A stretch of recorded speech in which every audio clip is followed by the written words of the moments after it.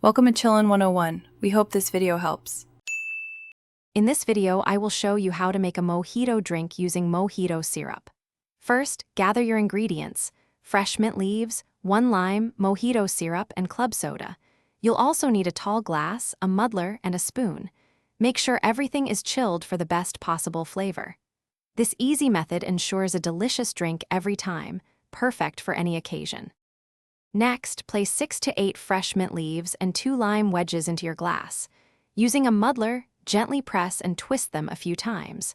The goal is to release the aromatic oils from the mint and juice from the lime, not to shred them. Then, pour in 1 1/2 ounces of mojito syrup. This forms the flavorful base of your drink. Now, fill your glass completely with ice cubes. This ensures your mojito stays perfectly chilled and refreshing. Carefully pour 4 to 5 ounces of club soda over the ice and the muddled mixture. Stir everything gently with your spoon.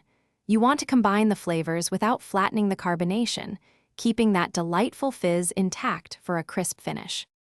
Finally, add a fresh mint sprig and a lime wheel to your glass for a beautiful garnish.